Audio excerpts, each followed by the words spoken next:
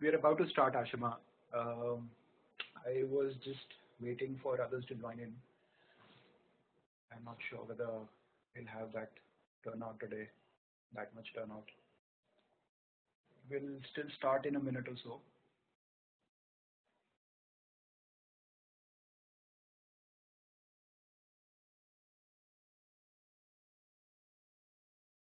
Rajendra, okay.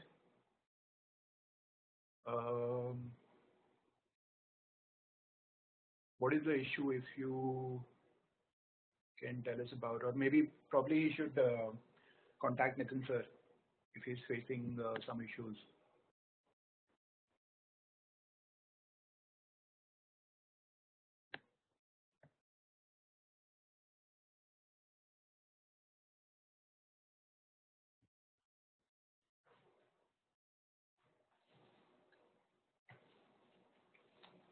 Okay, cool.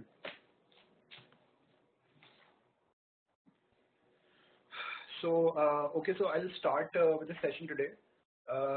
Any questions from yesterday, though we didn't start with any topic, but still, any thoughts, any inputs, any questions from yesterday? Anybody?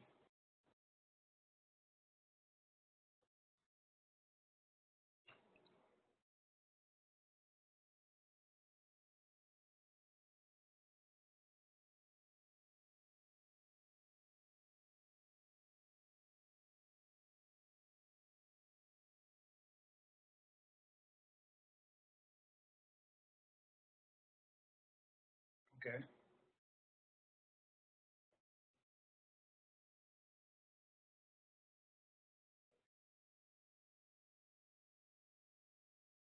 Okay, all right. So we'll start with the session then. So economics. So I'll start from the very basic. From the very basic term, what does economic means? And the idea is that there are a lot of people from engineering background, and probably in their schools and even their undergraduation, they wouldn't have studied economics. So it makes sense that we start with economics, because economics is something that will be a part and parcel of your daily life in times to come. If you join a B school, there also you will be dealing from microeconomics to macroeconomics to world economics, foreign trade, world trade, all these topics. So all of them fall under the category of economics. So in newspaper also, actually, I remember when I started reading about economics, I used to find a lot of difficulties because all these big people like Amartya Sen and all these economists, Raghuram Rajan, they keep using these terms: GDP, GNP, primary economy, socialism, capitalism, all these things in a very flamboyant manner. But then for a commoner like me, it was really difficult. But once I started, understanding these terms, then gradually it became like one of the most interesting things that I came across. So I love economics. Like, it is like in the social sciences, it is like my favorite subject, you can say. So, okay, so when I came to social sciences, can anybody tell me the difference between social sciences and physical sciences?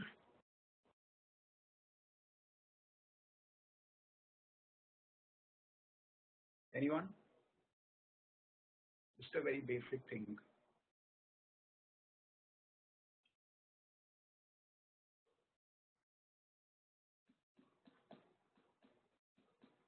No clue. Okay.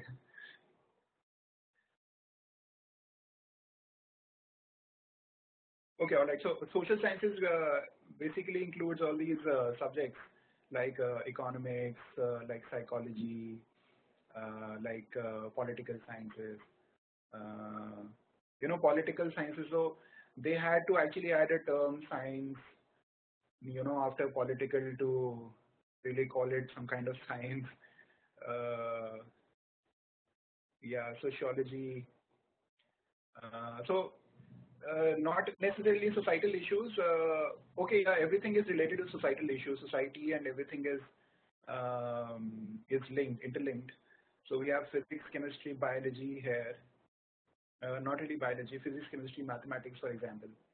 So anything quantifiable, anything that has some discrete behavior, some quantifiable behavior. For example, when we study laws of gravitation in physics, so so the basic yeah, it's related to physical environment. Yeah, as Pooja highlighted it. So laws of gravitation. So when Newton gave it, so g m1 m2 by r square. So that is the basic law, and there is no approximation over there, right? You can actually quantify everything and under ideal conditions, and everything deals with numbers. Economics also deals with numbers in some sense, but then in physical sciences you have objectivity, you don't have any approximations, and you are dealing with very certain quantifiable things. In chemistry also there are formulas, chemical formulas. For example, when you are balancing an equation, then law of conservation of mass will say that the left hand side and the right hand side, whatever elements are there, they are all balanced. In mathematics, you have calculus, for example, and that essentially deals with numbers, and everything is closed. Whereas in social sciences, we have a lot of approximations, we have a lot of randomness, you can say. In economics, also in statistics, we use approximations, right? In psychology, when we talk about human behavior, we call psychology as the study of human behavior. So there you cannot behavior. We cannot say that 1 unit of human behavior or 2 unit of human behavior, or maybe 1 unit of aggression or 2 unit of aggression, 1 unit of crying and 1 unit of anger, maybe. So in psychology also, when you are measuring it, it is a approximation. So you cannot deal really with numbers over there. Political science also, social issues when you are studying again. So yeah, but not necessarily numbers, but yeah, there is more of approximations in social sciences. So just to highlight a basic difference, social sciences and physical sciences. Uh, we'll start ahead with this. So economics is a part of social sciences broadly, and what we are seeing here is it is like made up of two terms, oikos and nomos. Nomos essentially means it is associated with the word norm or law, some kind of custom. Oikos is something that is family, household. Um, both are Greek words, family, or you can say household, or something of that sort. So oikos and nomos. So essentially, when you combine the two things, it means the household management. Household management of what? Household management of resources. So now the next important term that we talk about here is resource. So what is a resource? So anything, for example, land, air, water, all these are resources, right? Land is there, air is there, water is there. And the basic problem, the basic challenge in economics is the scarcity of any of these resources, right? On Earth there is limited land, right? Potable water, the drinking water that we see, that is limited. Uh, then in the atmosphere there is certain metric tons of air, and out of that oxygen is say 20 point or roughly 21%, right? So everything is limited, and the economics essentially this particular stream of social sciences essentially deals with the judicious use or management of these resources. So whatever approximations we are doing here is essentially meant for managing this scarcity. That land is limited. For example, India, you can know about this fact that India is 2.4% of the global landmass, right? 2.4% of global landmass, And on that landmass, we have 17% of the world population. Entire humanity, we are 17%. Roughly 1 in every 6 person is an Indian. Sometime it was 1 in every 7 people. Now it is 1 in 6 people. Very soon it will be 1 in every 5 people. So yeah, we are growing quite a lot. So second largest population and seventh largest country, but still 2.4% of the landmass. So there is a natural need, to really manage the resources that are there for this humongous population, roughly 1.25 billion now since the last census. More than that, actually upward of that. The National Population Policy, just a random fact, National Population Policy had a population stabilization target of in the year 2045. We thought that the population will stop growing by 2045 at around 1.45 billion. But now, Manmohan Singh government, when it left office, this target was revised to 2070 at 1.7 billion. So what we are essentially looking at is this population target has been shifted by how many years? 25 years, and another 0.25 billion people. We are expecting that the population of India will continue increasing till 2070, and only that after that will it start stabilizing at a particular point. Like it will grow like this, then this will be like 2070. Then it will be stabilizing for a while, and then it will start falling. So you can imagine that, how much pressure it is going to be on the resources. Like we already have this, in a big city like Delhi also we have this problem of drinking water. In Bombay, it's becoming a major problem day by day. So that's what we are trying to highlight here, that there is, had there been infiniteness also, there is this term infiniteness. This is very important. Had there been infinite water, infinite land, infinite air, we didn't really need economics. But now we have finiteness. Everything is finite. So that is where we need economics. We need to, really tackle this limited land, air, water, etc. And whatever limited resources we have to manage within it. The only thing that is growing is human population.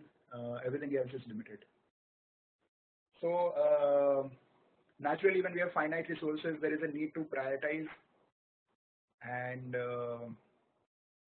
there is a need to allocate. So the finiteness of the resources requiring us to prioritize and allocate the resources, and even the income, to allocate resources and income. My God, and income, yeah. So this is basically the essence of economics. And for example, land, if you see, land can be utilized for several things. Land is used for agriculture, it is used for industry, whatever factories or whatever plants you want to set up, it is going to happen on land, and again it is meant for residential purposes as well. So everything is, land is limited, but still we have to see, like we have this thing called urbanization. Yeah, agriculture is, I've written as the first thing. So, so urbanization is there, that streams of people. Yeah, it's okay. No need to be sorry. Urbanization means that a lot of people, they're migrating from rural areas and they're migrating towards urban areas. India is right now approximately 35% urban, and rural is 65%. This was the census of 2011. You can always search facts. Suppose there is something related to urbanization that you have to write somewhere. So you can write about urbanization, that India is 65% rural. 65% of India's population, 1.25 billion people, they are still living in rural areas, in villages, and 35% of India's population has moved to towns and bigger cities, urban areas, urban agglomerations. And then there are industrial places, cities like Bhilai, Bokaro, and Ranchi maybe. So these are all industrial cities, and residential areas, So yeah, so there is a lot of pressure on land, and how do we really want to allocate land? So, for example, there is another political thing, LAR bill. So in our polity, land acquisition and rehabilitation and what was it? Resettlement Act of 2013. So this is a very important legislation. It was drafted by the UPA, by the Congress government, by Jairam Ramesh. And before going, he actually did this remarkable thing. He is one of the most illustrious ministers in the UPA 2 government. So Land Acquisition and Rehabilitation Resettlement Act of 2013. So land acquisition is a very big problem. Suppose you want to set up an industry somewhere, and there are people who are practicing agriculture at that particular point of at that particular piece of land. So land acquisition is a big challenge in India. Our growth story is restricted in a lot of ways because of this land acquisition.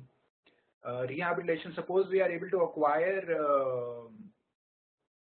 land from a particular place, but what happens to the people who are living there? So their rehabilitation and resettlement is very important. Many a times, what happens is there is a bad nexus between corporates or maybe builders and the government. So what happens is in all these places, for example, in Gurgaon, what had happened was so there were a lot of land which was fertile and used for agriculture for decades altogether, and that was acquired by certain companies, and then government had a role to play there. Then there was a lot of scam that took place, and eventually still we see a lot of buildings, tall buildings over there, but then there was a bad nexus over there. The people did not really get the compensation that they would have gotten otherwise. In a lot of cases, people do get it, but we as a country, we don't really have a very strong setup by which we are able to give the right compensation or give the market prices, as it is called, for land. So this is again a big problem, and we are in the process of this. So there was this in 2015 when the NDA government came, it amended this particular thing, and UPA again, it was trying to make it more people friendly, and the NDA has its motto of being friendly to the industry. So now increasingly there are exceptions in the original bill. What's happening is there are a lot of exceptions in the bill, and it is becoming more and more business friendly and less friendly to the people. So that is the thing. Another resource is your water. So water is another resource. Again, water can be used for agriculture, it can be used for industry, and it can also be used for for residential purposes for people who want to drink water. So majority of the water is actually used by whom? Is it agriculture, is it industry, or is it residential? What do you say? I need some input. Daily life, industries, okay, okay, industry, okay. Yeah, actually, so majority of the water that we see is used by the industry. Roughly 80% of the water is used by industry. Roughly 18% of the water is used by agriculture, and just 2% of the water is used by potable water. When I say potable water, it means the water that can be used for any of the purposes, like it can be used for drinking, washing. You cannot use saline water, right? You cannot use saline water for drinking and washing purposes. So here, this is a big problem, that how industry is taking a majority of the water, and agriculture is not getting that due. Residential areas, cities like Delhi, Bombay, they're facing this crunch of water. Majority of the water actually is getting diverted to in the industry and the agriculture. So we need to have a balance. We need to increase this portion and reduce this portion, increase this portion as well. So that is one important major thing. right? So now, again, economics is very important. We have this National Water Commission, which has been proposed by the current government. This is in news. You'll keep hearing about it. So National Water Commission is actually subsiding two things. So one is the surface level uh, water. So water actually can be either underground and or it can be surface level. So the underground water had been managed by a different body, and surface level water, what we see in the form of lakes and rivers and ponds. So that was being managed by a different body. How do we want to utilize these two waters, underground as well as surface water? And they were being managed till now by different bodies, and with the formation of National Water Commission. Oh yeah, Cape Town is likely to run out of water by April. Yeah, that's a very good observation. This came into limelight with the Indian cricket team visiting there in Cape Town. So they were told that okay, you have to use shower and stuff for very limited purpose. You cannot use it for extended purpose. So water is scarce. So it is not just a problem that is limited to India. It is a problem everywhere in the world. Even developed countries have problems related to water. Of course, they have better management systems. They can recycle the water. They can reuse the water. They have that technology actually which they have developed over a period of time, and they also have a judicious distribution of water already taking place. So they are in a better position that way. So again, we are also trying to do similar things with the help of National Water Commission, which will actually subsume these two you know these two things. So this nationalization is not just in water. So even at a lot of other places, we are actually seeing these national level things. For example, there is national agricultural markets.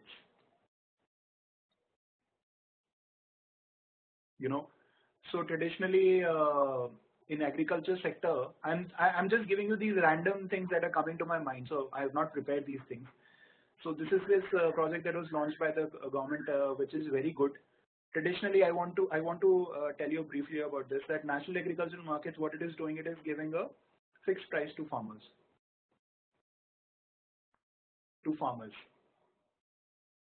And those prices will be actually based on the demand and supply of commodities,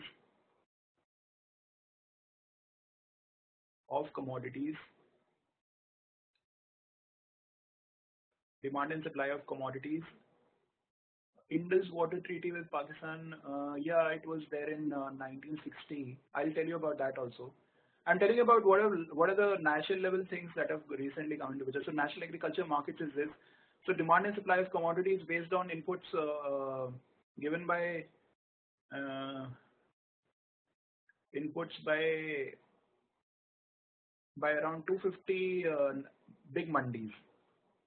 Mandi, you understand that where traders come and um, they buy and sell there. So farmers will also come there, and traders who have the setup to distribute those resources, they will also go there, and they will actually try to negotiate the prices, and based on the demand and supply of, for example, if there is wheat, so at around 250 markets throughout India, the wheat prices. So what was the problem being faced in fixing the minimum support price?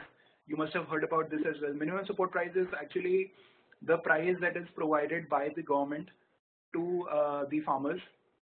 They are an exploited lot in our country, sadly. Minimum support price is actually a way by which the government is able to provide at least a minimum price to whatever produce is being done by the farmers. Minimum support price.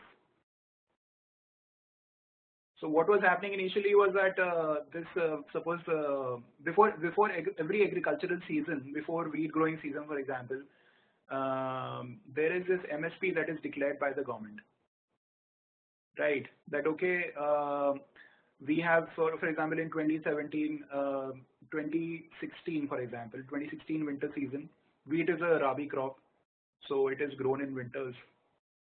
So 2016, for example, it was you know say 100 or 1,000 rupees per quintal. And suppose in 2017 winters, before the winters came, government said that okay, we are increasing it to say 1,100 rupees per quintal. So what happens is this is like straight away 100 rupee gain every quintal for the farmers. So in a way, what will happen is that people like the farmers, they will actually be incentivized to grow wheat more. So if you want to increase the production of wheat in our country, suppose we are feeling shortage of wheat in the country, and suppose we want to increase it. So what the government will do, it will simply increase this minimum support price, and the farmers will be tempted to grow wheat that way. Okay. So what happens is traditionally state governments actually so there is a price that is fixed by the central government, like Narendra Modi government will fix the price, and then the states also based on their state condition, they will actually fix the prices. But what was happening was there was a large gap in a state like say Jammu and Kashmir and say Haryana. Both of them are producing wheat, but then the prices that were being offered to the farmers were having a lot of differences. So national agriculture markets, when it was launched in April, I think in 2016. So what it did was it took inputs from 250 big mandis. So 250 big mandis which were present throughout the country, and because of that, there was a uniformity of the prices throughout the country. So if the overall demand in of wheat was X million tons and overall supply was Y million tons, depending on this X and Y, the prices were more or less uniformitized. So a lot of national level things are being done, and all of these initiatives are taken. We'll talk about more things. So national agriculture markets, I wanted to explain it to you. This is a very good step. The government has a target of increasing the income of farmers by 2022. They want to double the income of farmers. So national agriculture markets is actually a very good step. You can use it in your VAT, I think. So this is not related to economics. This is related to economics, you can say. Yeah, it's a great initiative. And actually, this was not a part of the plan today. I wasted, I think, good 5-7 minutes. But yeah, this can be a good value add for you in your essays and in agriculture sector. Okay, now coming back to the topic. So it's always good that you use certain terminologies when you are using. So for example, when I use these terms like recycle, reuse, judicious, so try to use these terms when you write your essays. Okay, in your written aptitude test, try to use a lot of this jargon. It will really help you fetch good marks. So another good term is like opportunity cost. So what is opportunity cost? It is the cost of foregoing an opportunity. In very simple terms, cost of foregoing an opportunity.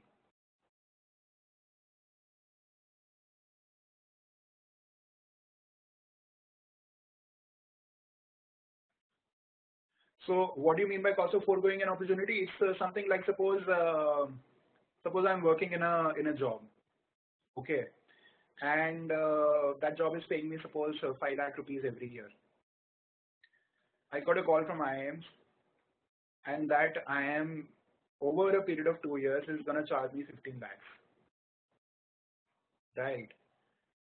In 2 years, along with the increment, so for year one it was 5 lakhs, and suppose 10% increment, so 5.5 lakhs. So the cost of foregoing the job was overall 10.5 lakhs. And the cost of pursuing an MBA is actually 15 lakhs. So the total opportunity cost when you quit your job and you do your pursue your MBA is roughly 25.5 lakhs. Right? Suppose you are going for exchange and you can add another 4.5 lakhs in this. So yeah, so suppose you are foregoing the job to get into an IIM, so the opportunity cost there is 26 lakhs. So had you not pursued your MBA, you would have been in a gain of 10.5 lakhs, and now you have effectively spent 25.5 lakhs in 2 years, which will be negative.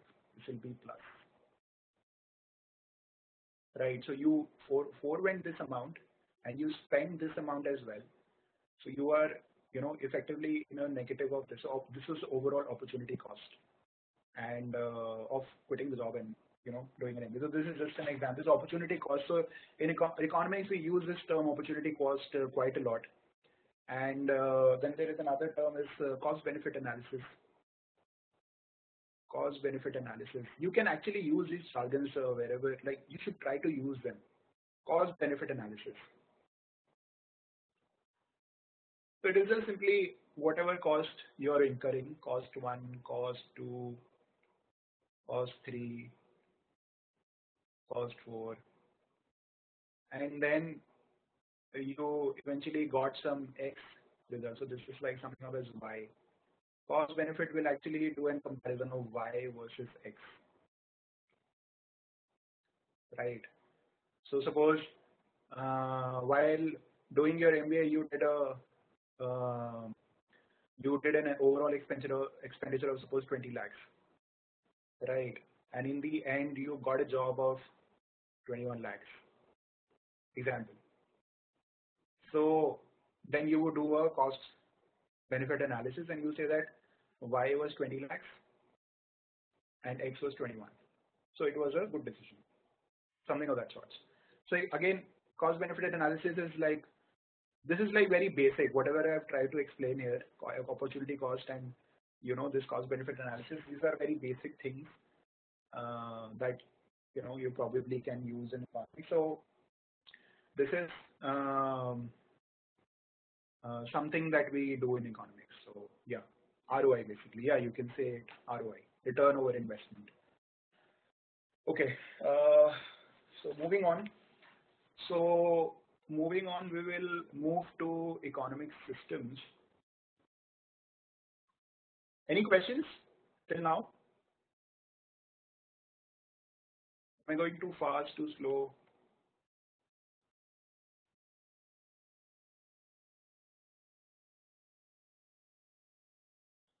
Any comment? No comments? सब बढ़िया एकदम बढ़िया चल रहा वाला सबका perfect अच्छा we're going good.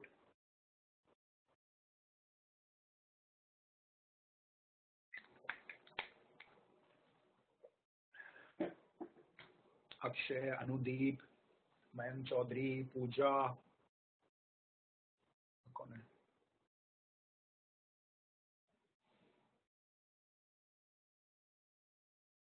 Rajendra, Sachin, Subhashis, Vinita, Yashwant, Zakaria, all good?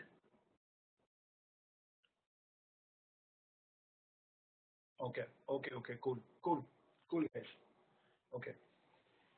Okay, so economic systems, yeah, so economic systems is traditionally how in a given piece of land, what kind of economics are being followed. When we talk about economics, again, as I said, we talk about resources and how typically we are managing those resources, right? At a particular place in a given country, for example, what kind of economics we are following, what kind of resources we have. Is it a resource deficit country? Is it a resource surplus country? And how we are actually managing that particular resource. So traditionally, so to begin with, everybody had a traditional economic system. Traditional economic system. So something like a barter, right? So when we didn't have the concept of money, and it was missing, it came on later. We used to have barter. So barter is like, I have a packet of rice and you have a packet of salt. You have 5 packets of salt. I have one packet of rice, we exchange it, and it's a deal. Yeah, goods exchange with goods, right? So it used to follow the traditional patterns that we had. Nomadic herds were there, and there were a lot of people, early man, and all that stuff. So it was all shaped by traditions, and it was during the age of what we call as feudalism. So there was no concrete policy. So there'll be a king, there'll be a clergy, and there'll be a lot of nobles below them, and there'll be serfs and their serfdoms. Serfs, or you can say, um, this is M, serfdoms. Serfs, you can also correlate them with those people, overlords.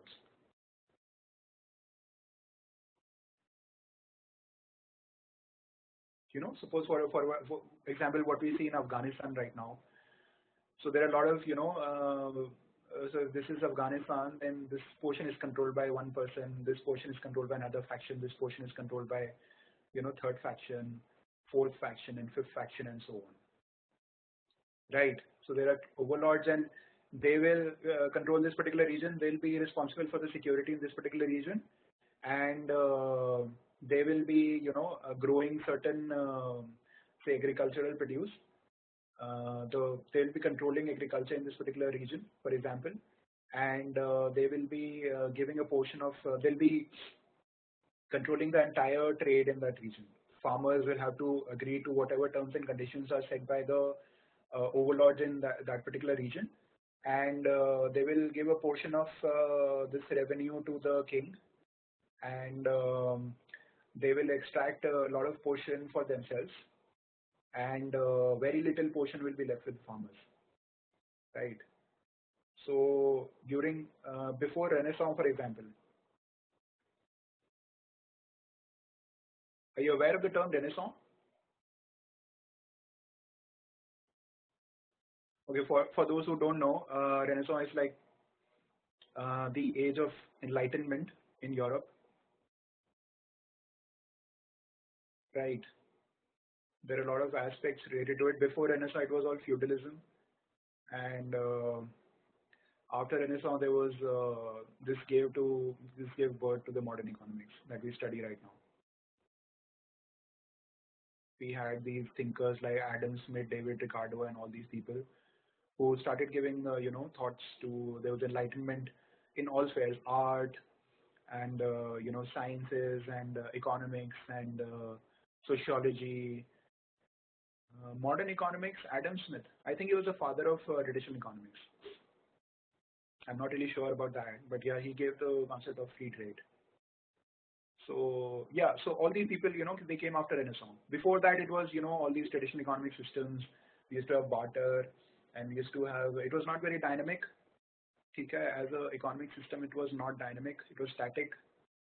And suppose there is in this particular region today there is a X warlord, and after some time it will be Y warlord. So the king will not be really bothered about who is controlling what portion. He is just concerned about the revenue that he is getting, and the clergy is essentially the priest and all these people who would brainwash the king at all times.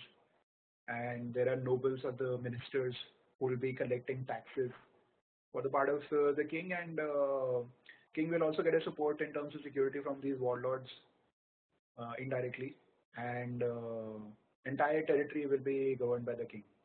So something of that sort. It was a very crappy system. It used to exist before Renaissance in there, and in India it is like still present at certain places. It's very sad that we still have it. The next in line is the command economy or the centrally planned economy. We can say this is the planned economy. So, so we have a state.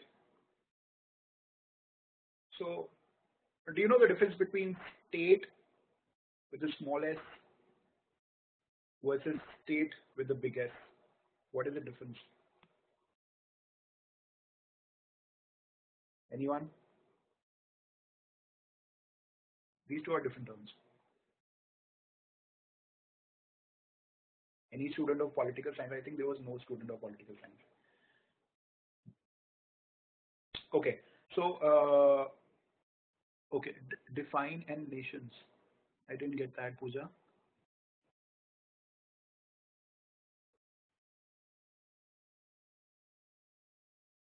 This particular state is actually has come from the concept of nation state.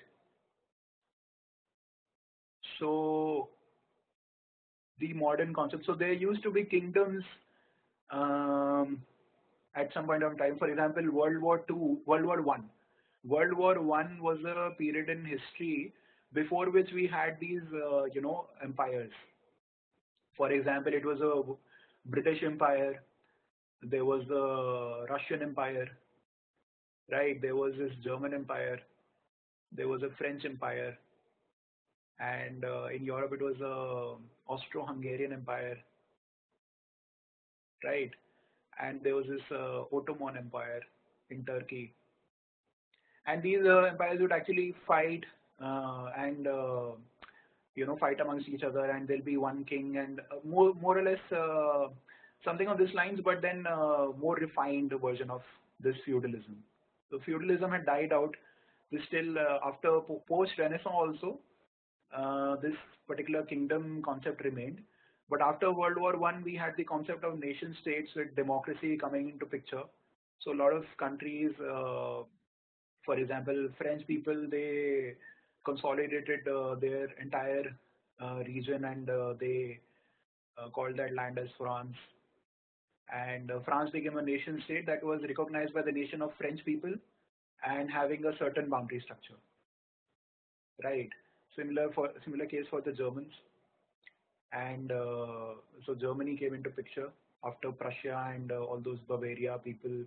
They joined together to form Germany, and after World War One, for example, there was this Weimar Germany that we called after the Treaty of Versailles, and so Germany was a nation state that was governed by the nation of Germans, and German-speaking people. They had a common language, they had common traditions, they had a common history.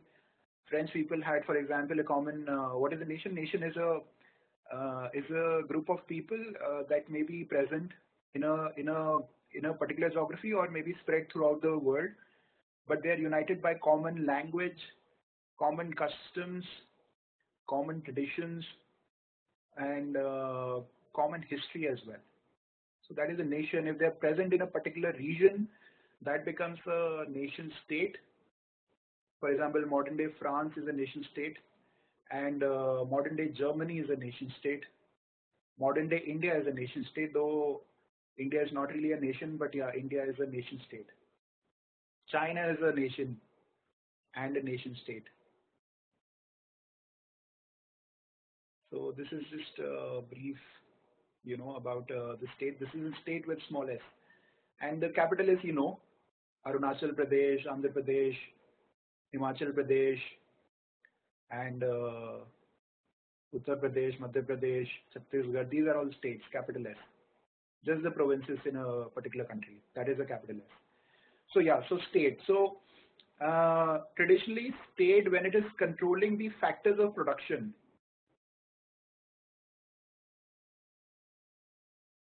All right. So when it is controlling the factors of production, and it is also controlling the distribution of resources, and it is also controlling the prices and wages. Prices, the wages, the employment. So all activity, economic activity, when it is controlled by the state, by the government, that is an essential feature of command economy. So the state commands, right? And it is also called as planned economy because this command economy got into picture with this rise of communism, essentially after the October Revolution in 1917 and the birth of the USSR. So modern day Russia, along with 14 other CIS states. Yeah, Lenin. Yeah, October Revolution. So that was the rise of USSR. Lenin was the architect of. Lenin and Stalin were actually the architects. Lenin died soon after the revolution, and then it was Stalin for another 30, 40 years, I think, till 1950s, from 1920s, when Stalin was there, and they were the people who were controlling. So USSR was really big. Like, so modern day Russia is also very big, but then USSR was bigger than that. So you can check it out on internet. What was USSR? And they actually had these communes. Communes were nothing but the communities who would initiate a particular activity. You know, that activity could be manufacturing, and it could be agriculture, it could be anything, any new business, and the government will actually control this. So the communities will have a political representation, and it will have a social representation. Social representation essentially the people who are living in a region. Political representation essentially is, you know, the government, the presence of government in that particular region. So this concept of commune still exists in countries like China, though China has embraced capitalism and market economy, but still the societal structure, socio-political structure is actually governed by communes. So communism was, this thing. So entire thing, entire economics, when you're controlling the economics, you're controlling the politics, you're controlling the societal trends as well. So when state is doing it, that is called as the planned economy. Example is erstwhile USSR, and in modern day it is Cuba and North Korea. So these are the, and in India also there are two states of West Bengal and Tripura, and to some extent there is Kerala, where communism exists. Communist parties actually exist. In West Bengal, so there is Communist Party of Marxism, CPM, that exists in Tripura. It has formed the government, and with Congress support in Kerala, CPM is again present. In West Bengal, it is not really CPM now, but yeah, the kind of politics that they do is, it is communist politics. North Korea, we discussed briefly about it. Kim Jong-un. So this dictator, he has control over everything that moves in North Korea. Cuba is related to Castro's. So it was Fidel Castro initially, and then now Ralph Castro. Fidel Castro passed away recently in 90s, like in during his 90s. Recently, I think he passed away last year. So they still follow this particular structure where state is controlling everything. The problem with the command economy is essentially the rise of black market and corruption. Oops. Yeah. So, so black market is, it's something like a parallel economy because there are so many restrictions and people find loopholes within those restrictions, within those, you can also write India before 1991. So it was more or less a planned economy that we had, India before 1991. So you remember, like, people could not, carry foreign currency before 1991. For everything, they used to, the people had to take a license for everything that they wanted to do. And of course, when you have so much control and regulation, then there'll be a problem of corruption. Corruption will be there. So there will be an inspector who will take a lot of bribe from you if you want to start a business. So yeah, production was limited in a way because everything was controlled by the government. Air India is a classic example. It is, all these Air India. There is a talk of privatization. Recently, Modi government opened up 49% stake ownership in Air India. Air India traditionally has been such a big loss-making body. When I think it started off as Tata Airways. So Tatas were the pioneers, of course. They were the industrialists. It started off as Tata Airways, I think in 1930s, and then it was nationalized as soon as India got independent. It was nationalized and it became Air India. It was Indian Airlines for the domestic thing, and for international thing it was Air India. And it is humongously, wasteful, and I don't know why government has, such kind of thing operating under its premises. It's such a loss making. What is up to 50,000 crores? I think that is the debt that Air India has right now. Too much corruption, and all the netas, they have these privileges. They use Air India actually for their own benefit. Free में travel करते हैं, first class travel, business travel करते हैं. And because of that, and then there are a lot of sarkari nepotism, because of it there is the size of the airline is very high. So every per aircraft, the number of people who are there, Air India is the highest. Indigo, I think, is one of the lowest. For every aircraft, I think it has some 100 people or something, Air India, and Indigo is very less. It's, I think, less than 20. So that shows, how inefficient it is. And this is essentially, I'm just taking one of the examples, Air India, that is the air sector. But before 1991, this was present everywhere.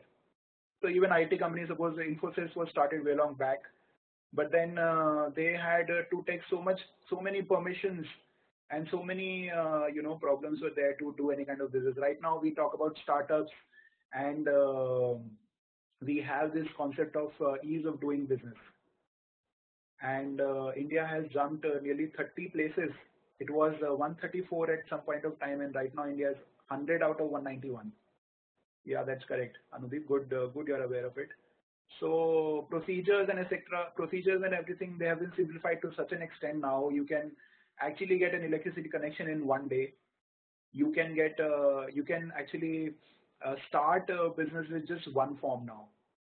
In a lot of states like Punjab, you can start the business that you want to do with just one form. So that is the kind of reforms that have been taking place. So that's why I won't go into my political affiliation, but yeah. So the current government is doing a really good job in this particular thing. In socialist economies, you don't find all these things. So traditionally, when USSR collapsed, so USSR collapsed in 1989, 1990, and with that, socialism fell. Right. China realized that okay, socialism is not going to work out, and in 1978 we talked about this person, Deng Xiaoping. So Deng Xiaoping actually opened up Chinese economy, and he started this march towards capitalism. So China was smart enough, and when Russia tried to do the same thing 10 years later after the Afghan war, they were not able to do it, and there was an implosion. Implosion is when they collapse internally. So because of that, Russian economy collapsed, and because of that, the fringe countries, what we call as the CIS countries, they moved out of the USSR, the Union. USSR means Union of Socialist Sovereign Republics. So so there was this Russia, right now as we see, that is synonymous with Putin, Vladimir Putin, and there were a lot of CIS countries, Georgia, Armenia, Azerbaijan, Estonia, Latvia, Lithuania, Kazakhstan, Kyrgyzstan, Turkmenistan, Uzbekistan, and Belarus, Ukraine, Moldova, 14 countries overall. All of these, seceded from USSR, and with that, communism ended in the world. So India also was, India was not communist, India was not capitalist, but then it was inclined towards USSR, because USSR used to help India since 1927. Since 1927, USSR had always been supportive of India till 1991, and it supported India everywhere, like whether it was the war of 1971, whether it was the wheat crisis that happened in 1950s. USSR used to support, or whether it was even the independence movement, 1947, before that. So USSR was very close to India, and it used to support it. And once USSR collapsed, then India saw that only US is left as the major power. The Cold War had ended, and that is where we had changes taking place in India. But in countries like Cuba, North Korea, socialism still continues. Okay. So you got to interrupt me if you have any questions. Otherwise, I'll keep moving forward. Please ask questions. That's very important. It shows that you are understanding the thing. I mean, practically it is not possible that you are able to understand everything. That's why I'm asking you to ask questions. I used to ask a lot of questions whenever I used to study, because that is how you're able to I don't know whether you guys are sleeping right now or whether you're listening to me. Hopefully you're not sleeping. But yes, if you're not sleeping, if you're very active, then probably you should ask questions. That's what I'm trying to say.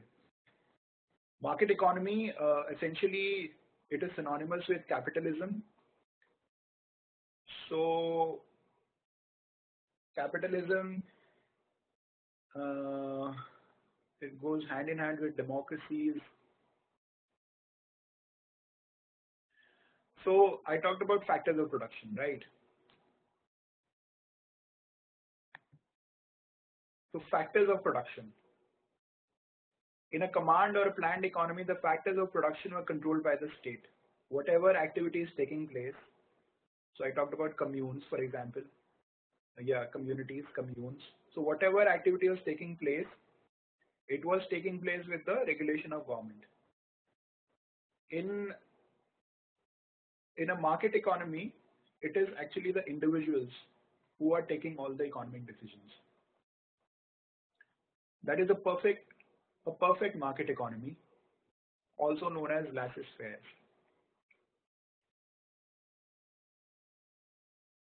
So laissez-faire economy. So currently, we can say that no economy is a market economy. No country right now has a complete market economy. We'll get to the reasons why.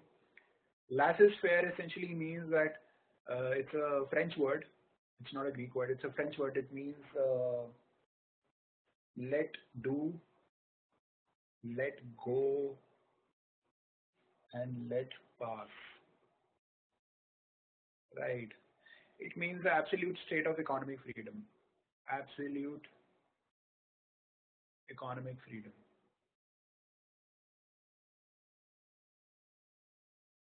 So it means that individuals are deciding factors of production. They have control over it. So it's the individuals who are going to decide what to produce, how to produce, what to produce, how to produce, when to produce, how much to produce. नहीं, whom to produce is वो तो evident है, वो लोगों के लिए बनेगा. End consumer is defined.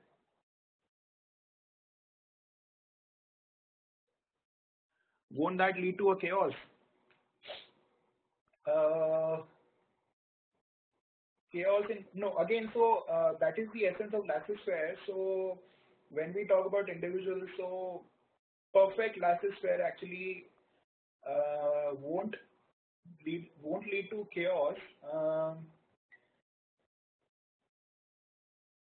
In a way, okay. So chaos it can be defined in different terms. It could be income inequality,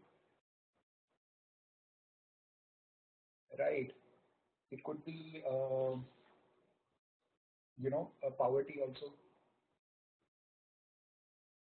and it could be monopoly. It could be pollution. So yes, these are all the pitfalls of capitalism. That okay, you cannot really have a control over the intent. So individuals are the karta dharta, they are the masters of the economy, and you really don't have any control over it. The 19th century United States of America was a perfect example of laissez-faire. They did not have any kind of government intervention. Government intervention was completely missing. Right. And this eventually led to this Great Depression of 1929-1933. So we will define depression and recession at a later term. But yeah, for now you can say that it is a complete collapse of the economic system, or you can say no production is taking place. There are no jobs, and people don't have money, and there is no liquidity in the market. सब कुछ जिसे बोलते हैं ठप हो जाता है. So yes, so that happens, and perfect market economy is very hard to achieve as well, because always people will congregate, and they will ask the state to intervene, right? There is one graph that is there, the demand and supply graph. So if you have the price and if you have the quantity here, so the law of demand says that if you have a higher price of something, then the demand for that particular thing is less, the quantity is less. You can take an example of luxurious items. Luxurious items, for example, a perfume of Jimmy Choo, for example, just an example. It's like a very iconic fashion brand, Jimmy Choo, right? And the perfume of that will be say $2,500. So not a lot of people will actually, be buying a Jimmy Choo perfume which is costing around $2,500. So again, the production of that, the demand of it will be lesser. If the price is high, then the quantity of that particular thing will be lesser. Then you have the law of supply, right, which says that if the prices are low, then the supply is less, right? So there is a natural, incentive for somebody. So if the price is higher, the supply is going to be higher. So you have to see this from the demand side, from the consumer side, from the consumption side, and the law of supply is actually to be seen from the production side, right? So if there is a higher price, then the production will be automatically be higher. There will be more incentive for a producer if the price is high to produce. In a typical market economy, these two things actually meet at a point which is known as equilibrium. This point is referred to as equilibrium. This is price, this is commodity, this is demand, and this is supply. Okay, so Anudeep has asked a question. Australia and New Zealand comes under market economy, question mark, wherein government doesn't own anything, no concept of public sector units here. No, so okay, I'm coming to that. All these, advanced economies, they are classified as social markets. So social democracy is something that is prevalent in all these countries. I'll come to that. I'm just coming to that actually in a moment, Anudeep. So I'm just trying to explain you what is actually in a, what all you can, how you can actually visualize the concept of market economy. And suppose if you have to write something on capitalism, then you can, use these graphs there to illustrate. So typically, if the government doesn't have a control, and if there is a demand from the consumption side, if there is a supply from the producer side, both of them meet actually at this point called as the equilibrium, the point of equilibrium. And this equilibrium is essentially determining the prices of commodities and even the extent of production, the quantity, right? Then I'm not going a lot into microeconomics, but yeah, of course, if the demand is increasing, then there is a state of disequilibrium. If the supply is increasing or decreasing, again there is a state of disequilibrium, and the prices will actually rise or fall accordingly, and the quantities also will actually be higher or lower accordingly. But then in a perfect market economy status, there is an equilibrium, and the prices and quantities, they are automatically governed depending on the forces of demand and supply. Demand from the side of the consumers and supply on the side of producers, right? So this is the equilibrium. Point of intersection, Yeah, if there are no external disturbances, there is a equilibrium. So economic state is actually a larger concept. Economic state will actually include lot of commodities, right? What I've tried to do here is a setup where there is just one commodity and we are talking about just one. We are talking about the demand of that commodity and we are talking about the supply of that commodity and the equilibrium between the two to determine uh, equilibrium. And that equilibrium is essentially the external disturbances could be anything. It could be, for example, a natural calamity, maybe, which could reduce the supply, or it could be a governmental regulation like a tax, which can again affect the consumption power of people as well as the supply of commodities. For example, excise, customs, they can regulate the supply, and taxes on the incomes of people can be affecting the purchasing power of people, and that will affect the demand to buy a particular commodity. So equilibrium, you can say, with respect to that particular commodity, in terms of demand and supply, and that will actually determine the price. So this is happening on its own. There is no intervention by the government. There is a demand, there is a supply, there is a balance, and there is a equilibrium which is at a particular point, a particular price, and a particular quantity, right?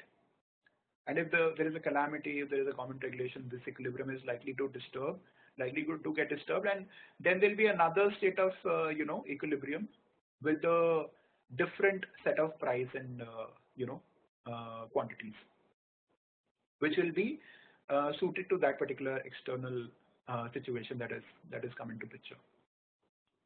For now, you can understand this market economy, automatic forces of demand and supply, and an equilibrium prevailing, which is determining the price and quantity. All right. But then, what are the negatives of? Okay, so yeah, so negatives are these, that why we cannot have a perfect market economy condition is because of the fact that definitely there'll be people who will collude with one another and they will create a monopoly, and they will reduce all the competition. The competition will be severely affected if we have a monopoly. Poverty happens in market economies because of course there are certain people who are always, there are individual differences. There are people who are more capable. Even if we suppose there is a situation right now where in India, I'm just taking an example, where you distribute the wealth equally to everyone, right? Whatever wealth, whatever resources are there, you distribute evenly to everyone. There are 1.25 billion people. You take the wealth from Ambani, you take the wealth from Adani, and you give it to the poorest of the person who doesn't have you know, the place. But even after, and if you provide, if there is no external interference, if this is like a closed system with practically no external intervention, after some time you will find that there'll be uh, there'll be again that level of income and resource inequality. So there will be some people who will be having the resources back in their control, and there will be some people, because of the lack of ability, lack of thinking, whatever, there will be uh, inequalities in the society. There is no external intervention in this particular case. So I'm trying to explain that okay, if you have a market economy condition where there is no role played by the state, there will always be income inequality, there always will be poverty, there is a very high likelihood of monopoly, and with the abuse of resources and lack of judicious use of resources, there will be pollution, right? Somebody will set up an industry and quantity is inversely proportional to price. Uh, no, it is directly proportional actually. Price, quantity. No, no. Don't see it actually from that particular perspective. These are two different graphs. One is a supply graph, one is a demand graph. Subhashish? Ashima, I hope I've been able to clear your doubt. Or has I increased it a lot? Ashima? I'll come to your doubts, Subhashish.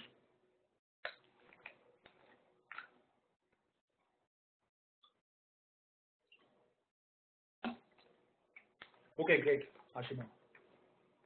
If you still have any doubt, we can maybe take it up offline, or maybe you can read about it and you can ask me tomorrow in the class.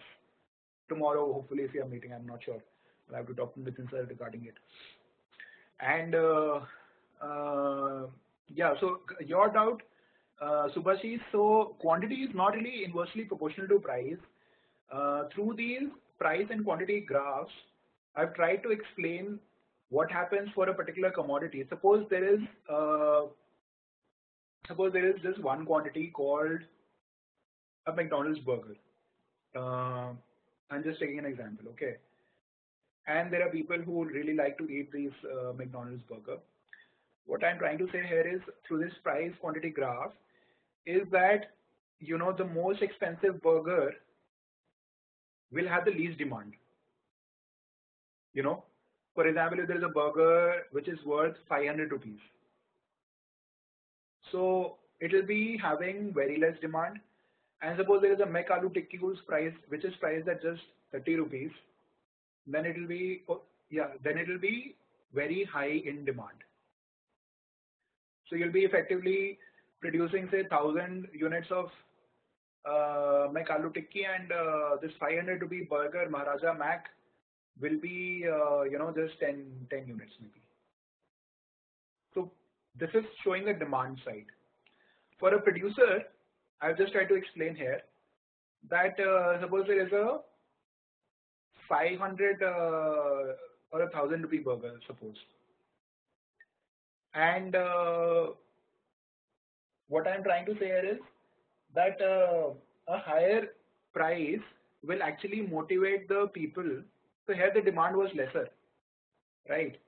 The demand of the burger was lesser, just 10 units, and the higher price is actually inversely proportional to that demand.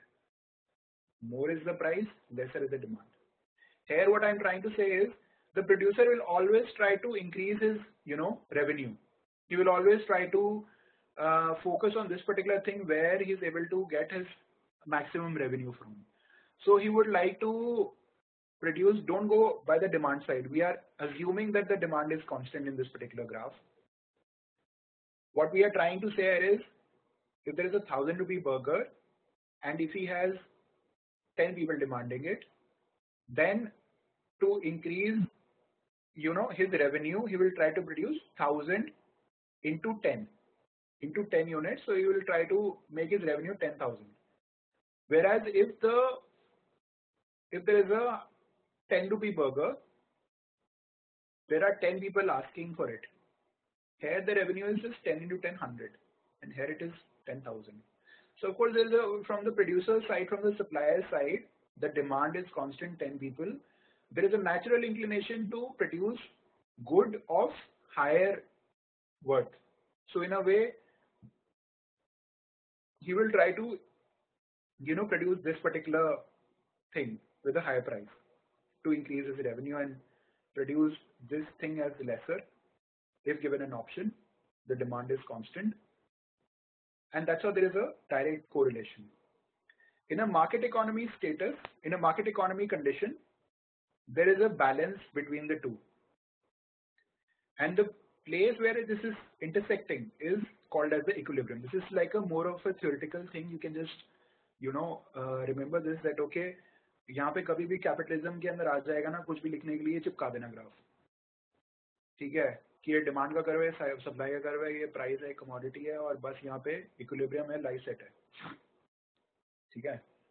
तो this is the point of equilibrium, and this is happening on its own. You can say that this is happening on its own. This is the concept of no government intervention, market economy. Is it clear, Subhashis? I'll try to explain it. If it's still not clear, then you can. Okay.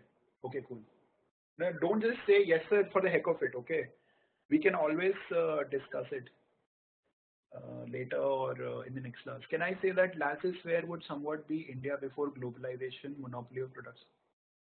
No, no, no, no, no. Laissez-faire, India will never be in a state of laissez-faire. People will never lead India towards laissez-faire actually. No, monopoly of products, no, no, no. So here you are being mistaken. So you have to understand the difference between state and individual. You know, state is the government here. They can come by force, they can come by democracy. Individual is like common people like you and me. So whatever economic decision is taking place, it is taken by me if there is a command economy, if there is a laissez-faire economy. All the decisions, whatever I want to produce, I want to, for example, I'll say that okay, I will produce only bananas or maybe only McDonald's burgers. So that is, laissez-faire. And in the case of state-led thing, the command economy, the planned economy, socialism, the state, you know, they might have come by force. For example, in Lenin, they had an October Revolution and they came to power, and they were controlling everything. So state is controlling everything. So Stalin also killed a lot of farmers uh, because they were not really supporting his economy policies. So Stalin killed a lot of farmers because of that particular reason. So state is actually having the monopoly. So price is decided by the state. That's how I defined it right in the beginning. So state is determining the factors of production. State is determining the distribution of resources. State is determining the prices, wages. State is determining who is to be employed, who is not to be employed. Everything is decided by the state, by the government, not by people like you and me. But whereas if we move towards laissez-faire, then it is people like us who will decide that okay, I will produce this. And of course, if I am making a very foolish decision and okay, I am producing bananas, I am growing bananas, and people actually do not want it, then I'll perish. I will not survive. Of course, there has to be some kind of demand, and based on that, you will actually supply that. I'm just taking a very idealistic scenario that okay, I just decide to produce bananas, but then if there is no, uh, you know, nobody to consume that banana, then I will not survive in the market. I'll be lost. I'll be gone. Okay, so but then again, so how is privatization different from this? I'm sorry, I have no background in this, hence the confusion. Okay, so privatization is essentially whatever was owned by the state is being passed on to individual entities. It could be a private company, it could be anybody, and so earlier the state was flying the aeroplane in Air India. Now it is saying that we are running a lot of losses. So we are asking, foreign companies, no, privatization, the process is controlled by government, of course. So you're confusing two things. So what is happening is people are there and they elect the government, right, in a democracy. So here people are actually not, so the government is not coming by force. And earlier, before 1991, there was this, everything was controlled by government. Oil production, Air India, everything was controlled by the government. But now government is saying that we are incurring so much losses. So what we are going to do is the process of privatization will actually, they'll be the one who, because the assets eventually is controlled by government. It is the assets of people. People are owning all the assets, but the decisions are actually taken by the government. Yeah, so that is correct. That private owners actually, in the case of market economy, they are taking all the decisions, and yes, mostly they are motivated by a profit. They could be motivated by a non-profit motive as well, but that is very rare. Mostly it is going to be private owners who are actually motivated by profit only in the case of market economy. And in the case of socialist economy, they will have any purpose. So state has a purpose of managing everything. They are the Katadata, they are the kings, they are the rajas, they have everything under their control. So they will operate everything. So just like India, it was in before 1991. So they were operating Air India, they were operating all these companies like Hindustan Petroleum, Bharat Petroleum, and everything was controlled by the state. And they had this inspector Raj to give license, etc. Everything was done by this. But then they realized with the new industrial policy in 1991, Manmohan Singh was the finance minister and PV Narasimha Rao was the prime minister at that time, and it is called the Rao Manmohan model. Yeah. So they liberalized everything. They said that government is not needed everywhere, right? The government doesn't have the business to do business. Government should not be doing business. It has no profit motive, and it was said that okay, we want to do everything for no profit, no loss basis, but mostly ये होता था कि loss ही हो जाता था government को. But gradually, what happened is after 1991, government withdrew from a lot of sectors. Yeah, so we were actually bankrupt. So yeah, what had happened in 1991 was that a lot of aid used to come from USSR. So in 1991, a lot of things used to come from USSR. But when USSR as a country, when it collapsed, so who was left? United States. And United States, all these institutions that you're talking about, IMF, World Bank, they have, like, I think IMF is controlled up to an extent of 17% by US, and World Bank is, controlled majority by US. There is an Asian Development Bank, which is controlled by Japan, and there is a BRICS Bank now, and AIIB, yeah. BRICS Bank is controlled by BRICS countries, and Asia Investment Bank, AIIB, that is controlled by China now, because China has a lot of money. It is essentially the US money only.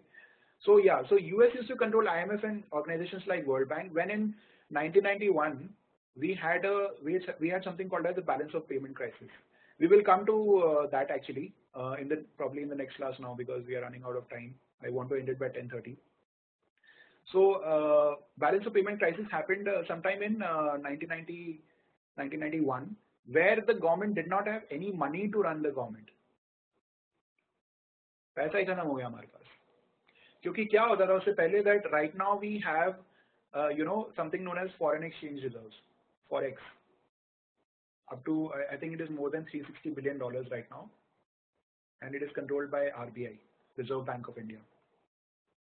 So at that time we didn't have कुछ था ही नहीं, मतलब everything was so, we were a closed economy, we were a command economy, we were a planned economy, we were a socialist country at that time, and everything was controlled by the government.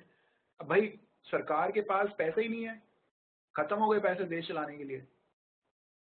So we ran out of money, so मतलब हमें then we had to, हमारे जो gold reserves थे, so Bank of England and Bank of Switzerland, the central banks in these two countries, we lent a lot of gold to these countries, and in return, through IMF and through IMF essentially, we had this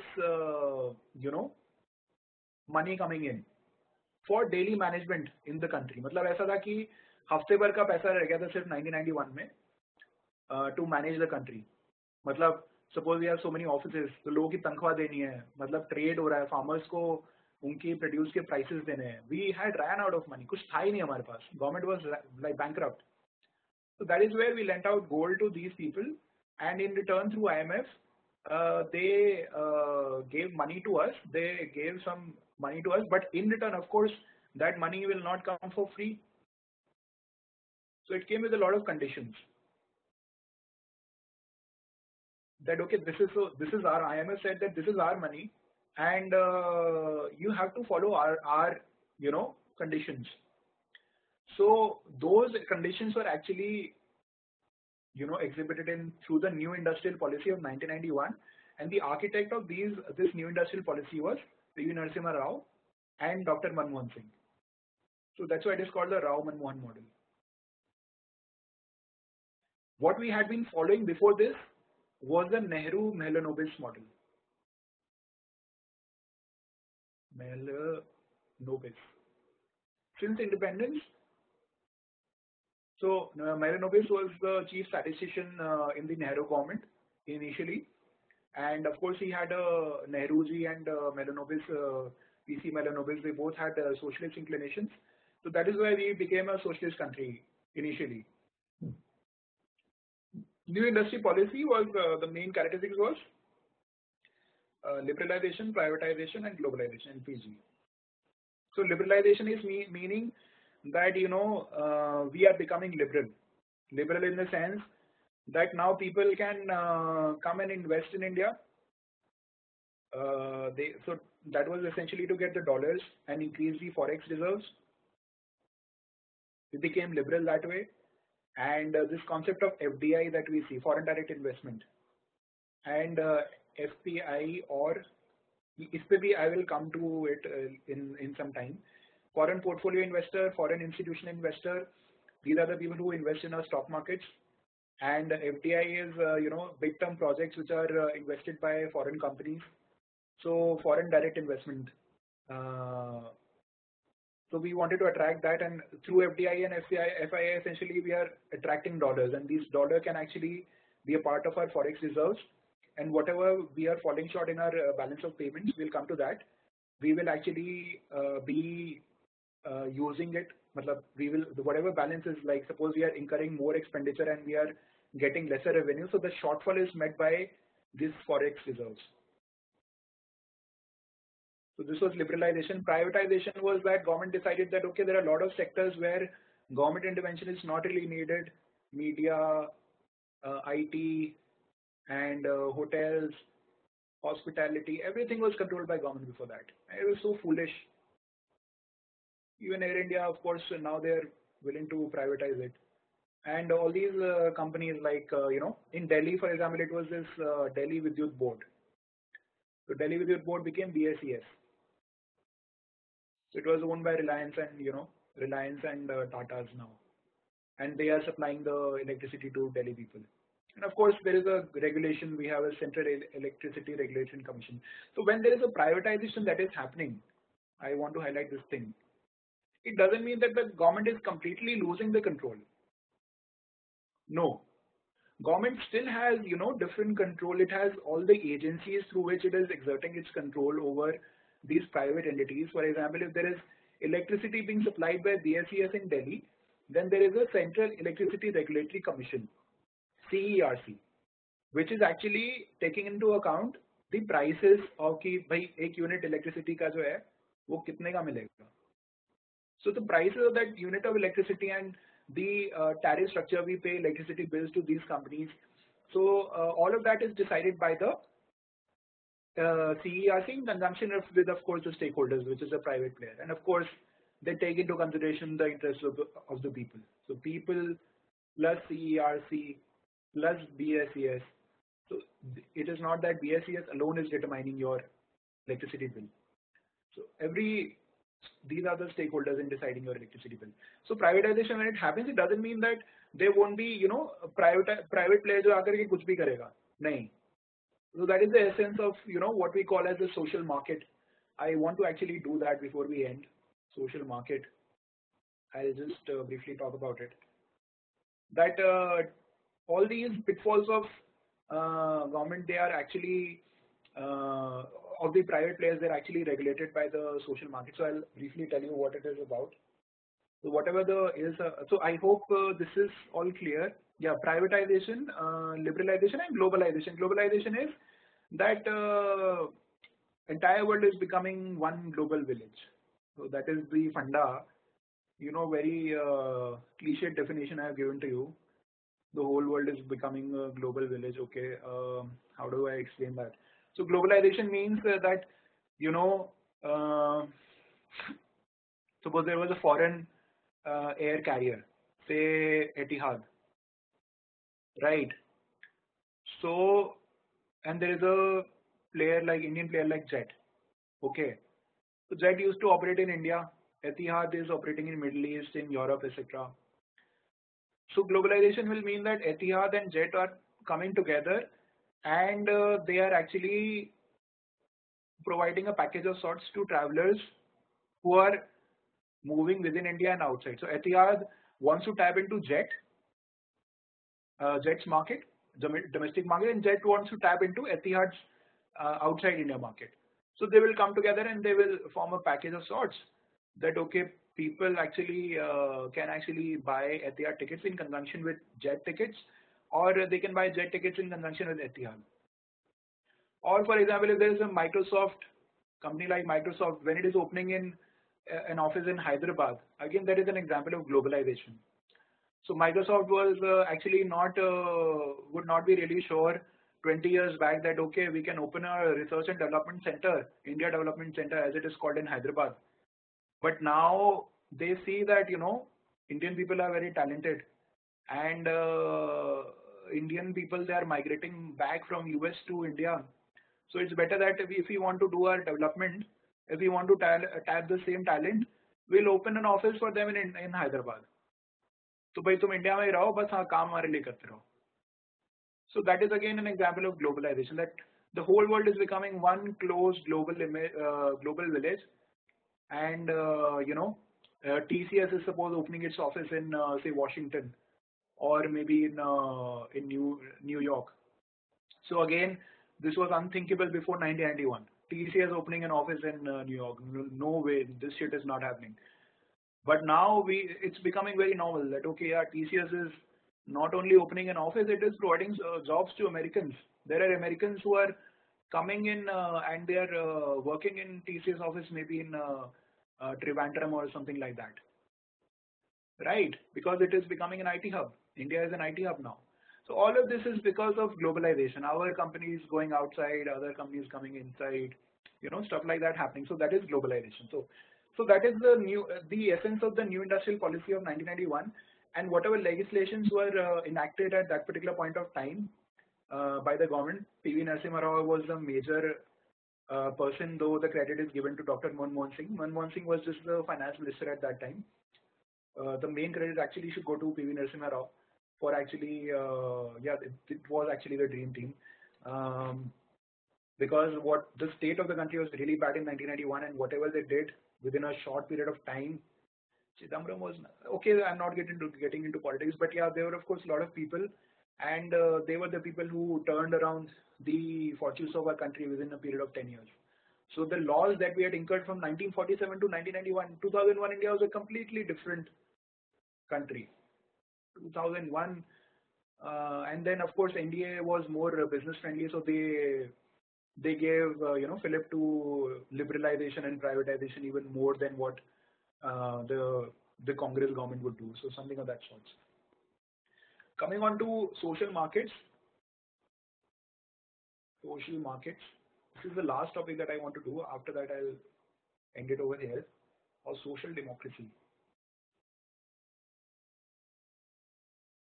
Yeah. So this is a mix of capitalism plus socialism. As the name suggests, capitalism plus socialism. So what is happening is the government says that okay, I am an inefficient producer.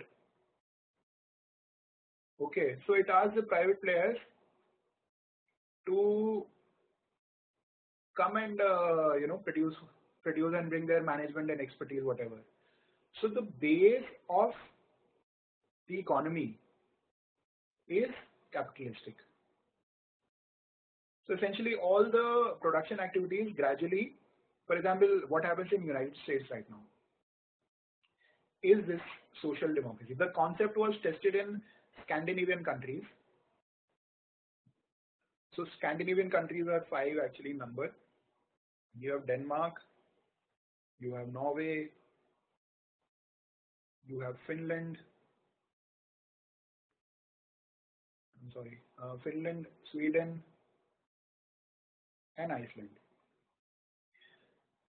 So whatever economic activity, of course, that is driven by profit motive is undertaken by individuals. So the base economic activity, so that is taken up by individuals. But as we have seen that, okay, this has its own pitfalls, so the government also has a role to play there. Socialism. So what happens is, over and above this base of capitalism, the government is coming in and it is launching social welfare programs, the social security programs. So what it will do is, private players will open up their business, entrepreneurs, whatever they'll start their business, they will pay taxes to government, right? And with the help of those taxes, the government is going to launch social security programs, because one major thing that happened in capitalism was income inequality, right? We saw that Ambani hai ek taraf aur ek taraf garib kisan hai hamara. There is a lot of income inequality. So government is going to come in and it will launch schemes for the benefit of this farmer, this poor farmer. Or if there is there is a concept called below poverty line in India, that okay, if your income is less than say $1.25 international poverty line, if you are earning less than $1.25 a day, then you are eligible for certain benefits. For example, you are eligible for under the National Food Security Act, you are getting 7 kg of wheat at I think rupees 1 per kg, something of that sort. So rupees 1 or rupees 3 per kg, and you are getting also rice and you're getting cereals. So these are some kind of National Food Security Act is like a social security scheme. Narega is another social security scheme in one sense, because it is like self-employment. Self-employment would mean that you are doing some task, though it has its own failures. Gadda khoda and usko bhar diya. You dig a pit and you fill it up again with mitti, with sand. So effectively you are doing work, and whatever work you are doing, you are being paid for it. So again, that is a social security scheme. Rashtriya Swasthya Bima Yojana, for example. So this is like health insurance.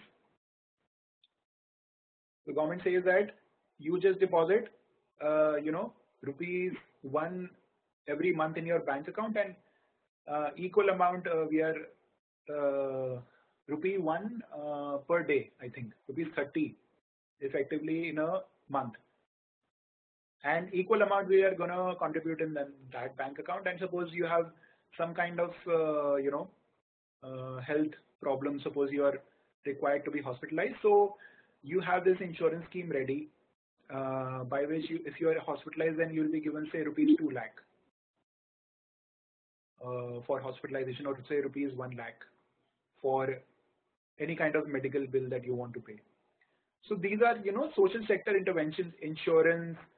And in developed countries, there is this, employment allowance. Suppose you are unemployed, so you are giving a monthly stipend.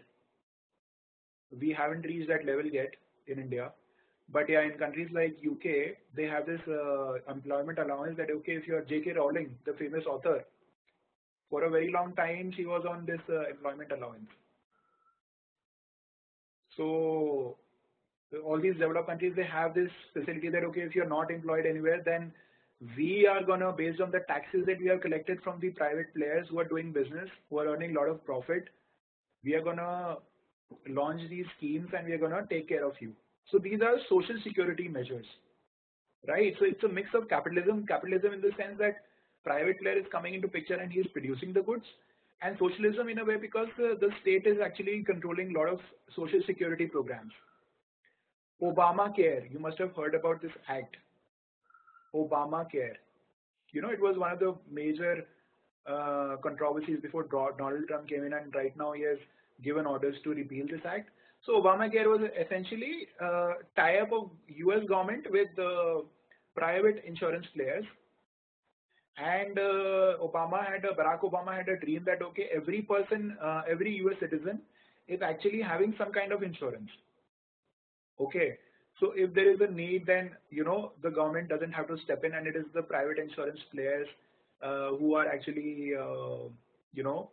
who are gonna take care of the medical bills of the people. So Obamacare was that particular act. But then, all the politics. Donald Trump is a Republican, so he didn't like what Obama did, and he wants to repeal that particular thing.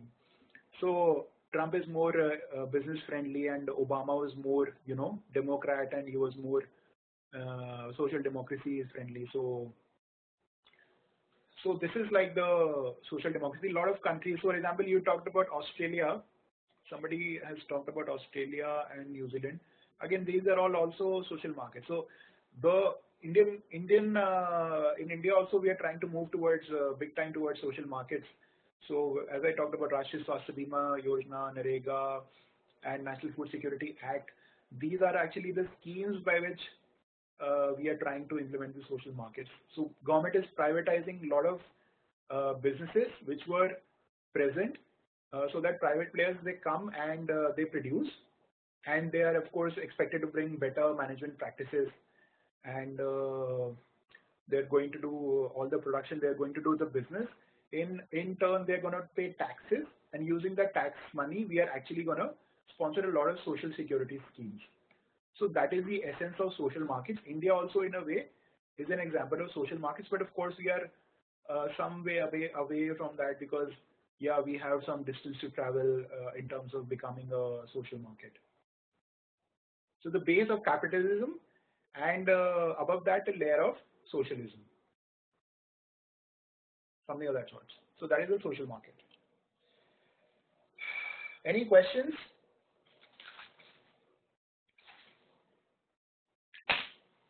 Any questions, folks? I think I've way exceeded the time today. We will stop the class over here, I think. But it's getting very late. Any questions from today's session? I will still suggest that you will you can go through the video as well, but then you can refer to other sources. My aim will be actually throughout the classes will be to acquaint you with a lot of the terms that you were earlier probably not able to understand. Yeah, you can watch the video again today or tomorrow, and I'm not sure whether we are going to meet tomorrow, but then if we are meeting, then we can take it up from here. And if you have any doubts, we can follow it up. And I hope you guys have started reading the newspapers. I strongly suggest that you read newspapers, and now you try to relate whatever I'm trying to tell you here with what's going on around. Why, what is Obamacare and how does it fit in the scheme of things, for example. So when you read about US politics from now on, so you'll be able to, probably correlate that, what's going on.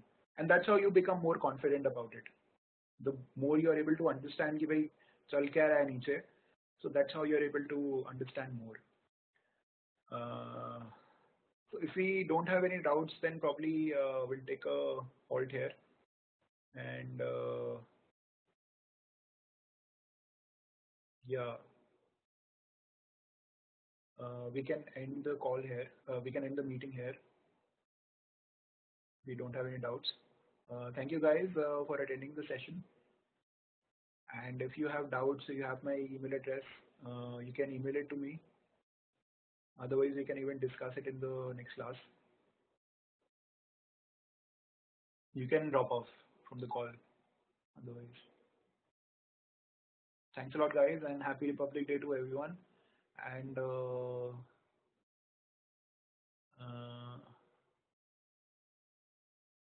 yeah, that's about it.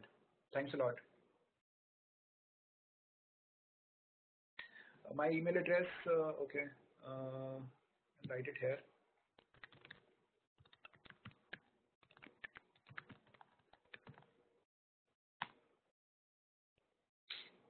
This is my email address.